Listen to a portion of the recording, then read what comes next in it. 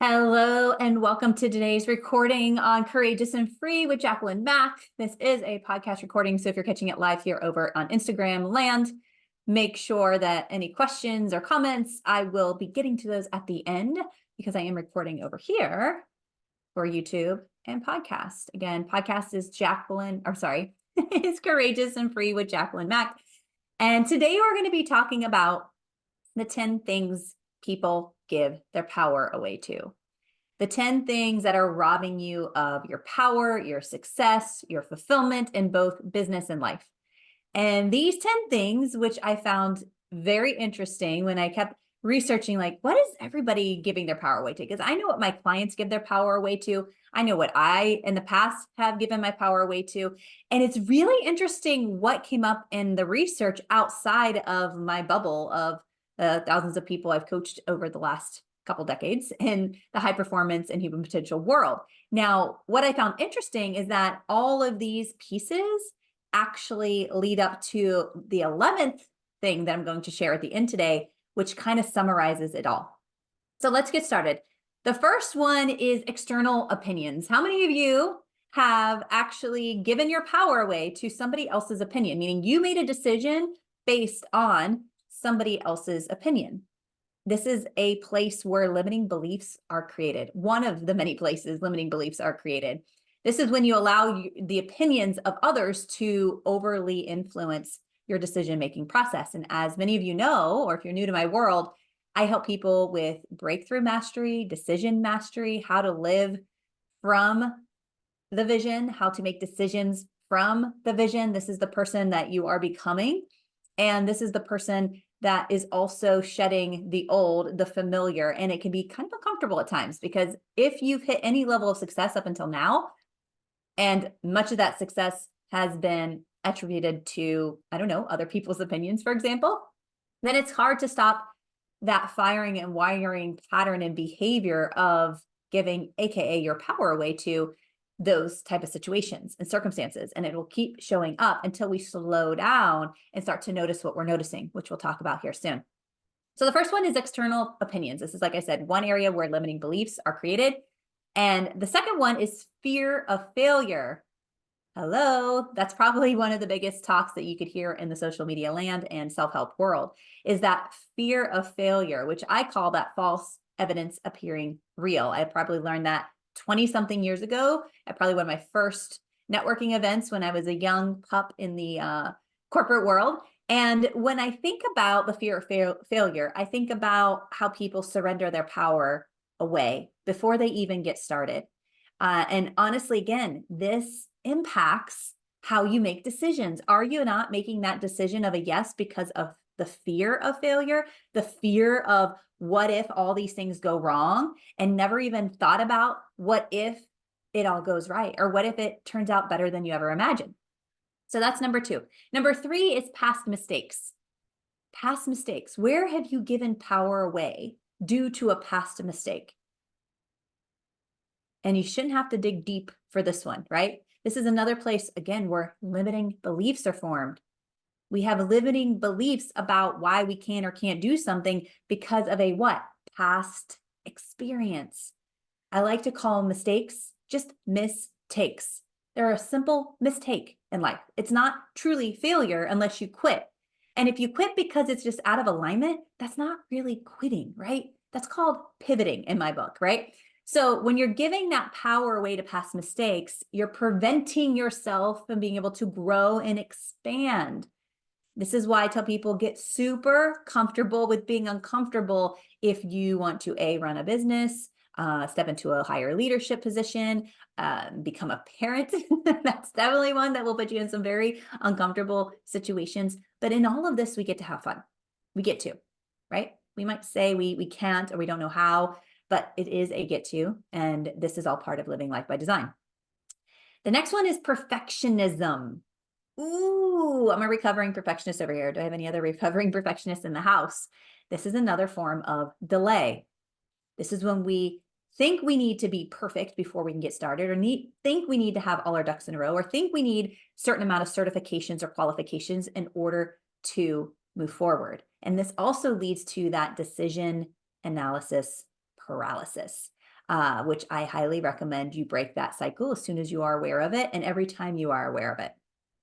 Next one would be comparison. How many of you have compared yourself to somebody else? We'd all be lying if we didn't answer yes at least once, right? We are meaning-making machines, and we are comparing constantly. And social media opened up that gate on 1,000-fold, right? Now we have access to compare ourselves to other people across the globe, which before, if you grew up in the 80s like I did, the only person I was comparing myself to was the kid on the bus, right? There wasn't anybody else to compare to. When you start comparing yourself to others and you allow that to impact your choices, right? Either in a negative way, but you can also do this in a positive way. But most people give their power away, which is a negative way, to not do the thing because they're comparing themselves to others. This is also a form of dissuasion, by the way. So I've talked about delay. We've talked about dissuasion. This is all a distraction. Those are the 3Ds I talk about in another podcast episode. Societal expectations. This one I didn't even want to talk about, but it's true. These are old paradigms. I'm an old paradigm ball buster, and I don't believe in them. I don't believe there's only one way to fulfillment. I don't believe there's only one way to a rich life. I don't believe there's only one way to be successful, right? Because we all define those things on a very personal level. And if we're not, whose definition are you borrowing? And are you putting too much pressure on yourself? And does it even matter? Like, really think about this. What societal expectations are you giving your power away to that are considered quote unquote the norm and aren't your authentic desires? Because if they're not your authentic desires, stop. If it truly is a deep desire for you, okay, great. Then that's not really a societal expectation. That is your own expectation. So what are you going to do about it? How are you going to align to it? What do you need to change, pivot, reset, set boundaries around so that you can live that out? Next one I want to hit on is lack of self-trust. Real trust, real faith comes from knowing how to tap into and trust your intuition. We all have it, whether we listen to it or not, ignore it, activate it. It's all within us. I believe God does not make mistakes. I believe what we desire, we deserve, and those desires were put into our souls for a reason. I have specific desires. My husband has different desires. Some of them overlap, some of them don't. And at the end of the day, when you're not trusting your own desire, or when you're not trusting your own instinct towards a desire and your capabilities, this affects your decision-making big time, right?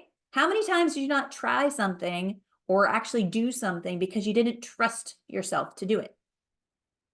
Think about how many times, places, I don't know what just happened. I think it was a bus thing going off, an alarm to go get my kids from the bus, that we didn't actually trust ourselves. But why?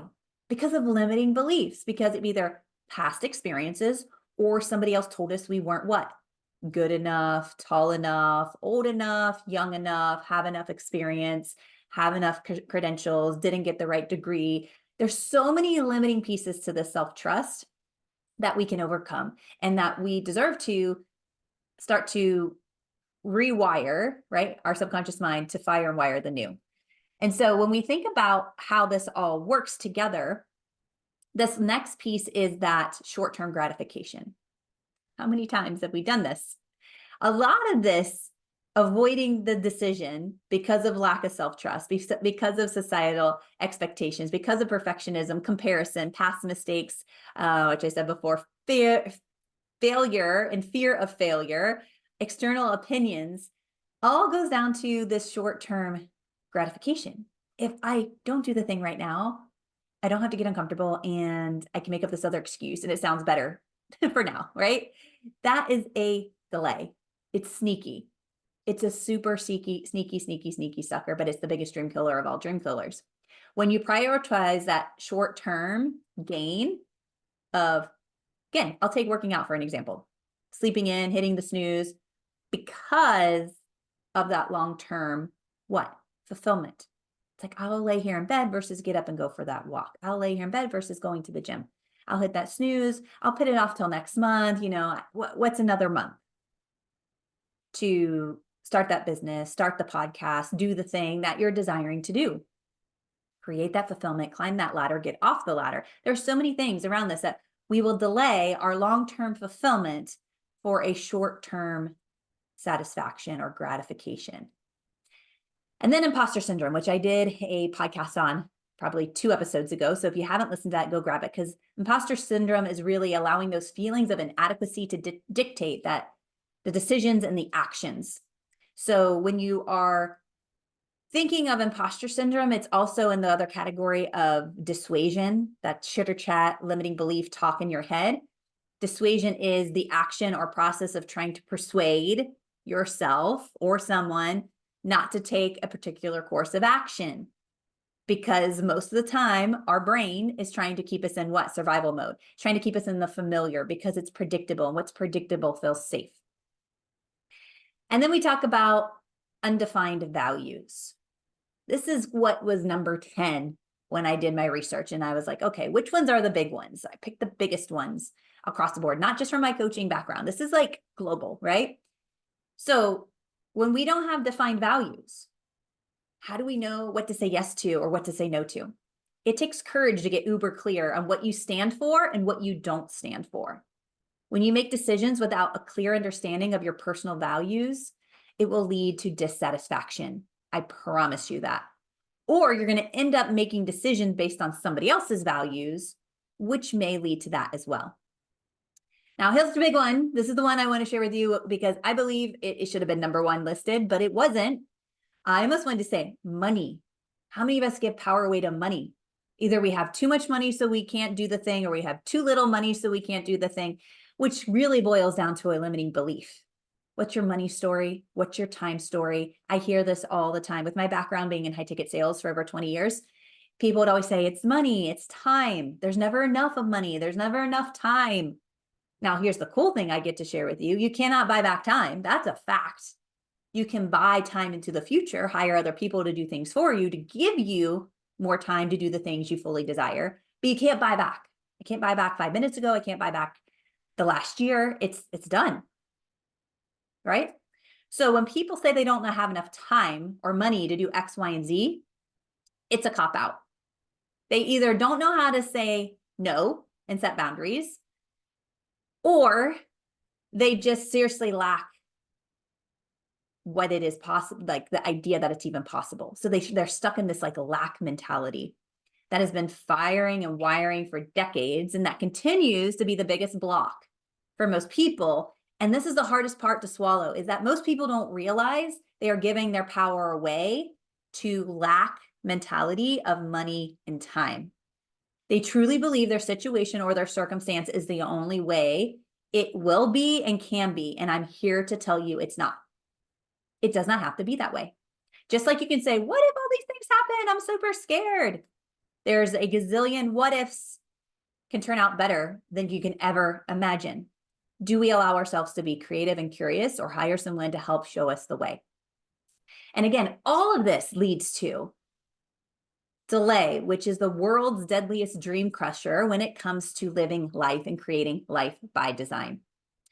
So if any of this is resonating with you and you're like, oh my gosh, yes, I give all of those things, I give my power away on a daily basis or a weekly basis or a regular basis, or you're not sure, start to just notice what you're noticing. Jot these down, put them on a cheat sheet next to your bed and say, check in every 90 minutes and be like, did I give my power away to any of these things? Did it feel good? Did it not feel good? And if so, what can I start to notice what I'm noticing and pivot and structure differently? If you need help with learning how to reset, I have those power reset prompts. If you are looking for my cheat sheet, I have the 5 ways to become more aware of what you're giving your power away to. This is the 5 steps, super simple. You can do it in 5 minutes or less. There's a cheat sheet. DM me over at Jacquelyn Mack on Instagram, or DM me over on LinkedIn, Jacquelyn Mack, or go to Jacquelyn Mack Coaching. Either way, connect with me and just send me over aware, the word aware, or power, and I will send you over this cheat sheet.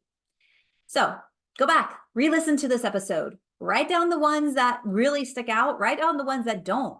Give yourself some space and grace to really figure out when and where these things are taking your power away, because you're allowing it to. Nobody can take your power away. Nothing can take your power away without your permission. But you're like, but I'm not giving permission to. Yes, you are. You are. You just don't realize it. And once you realize it, that awareness is the first activation to set yourself free. So I'm sending you away with so much love. Until next time, bye for now.